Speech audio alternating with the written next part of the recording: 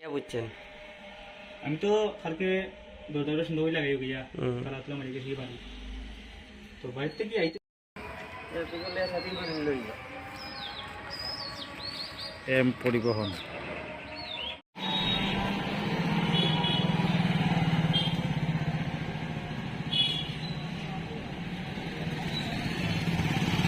আমরা শুনতে পেলাম গতকাল রাতে এই দোকানে চুরি হয়েছে। কি হয়েছে ঘটনাটা? ঘটনাটা হচ্ছে, এটা আমার বড় দাদার দোকান, দোকানের নাম নির্মাল। এটা অফিসটিলা কালী মন্দিরের অপোজিট দিকে উজ্জয়িনী ব্যাংকের পাশের ঘর।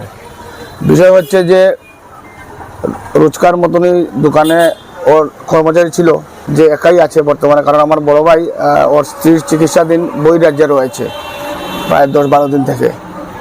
তো সে সকালে এসে দোকান খুলেছে, দোকান খুলে দেখে আস্তা কেস বাক্স ভাঙ্গা, এখানে ছুরি রাখা, একটা হাতুড়ি রাখা, কেসে প্রায় 1.5 লক্ষ টাকার উপরে ছিল।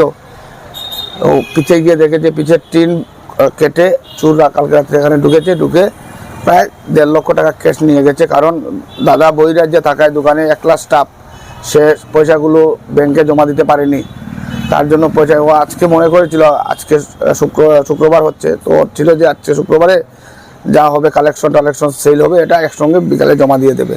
কিন্তু দুর্ভাগ্যজনক আজকে দোকান খুলেই দেখে যে পুরো দোকান চুরি হয়ে গেছে। পুলিশ প্রশাসন কি এসেছিল? পুলিশ এসেছে, ইনভেস্টিগেশন করেছে।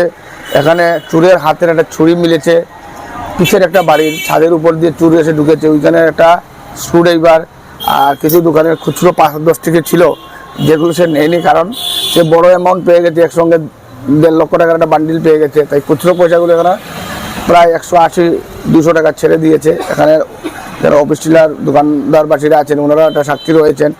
পুলিশ এসেছিল, পুলিশ ইনভেস্টিগেশনের জন্য এই কেচিটা নিয়ে গেছে। প্রশাসন কি আশ্বাস দিয়েছে?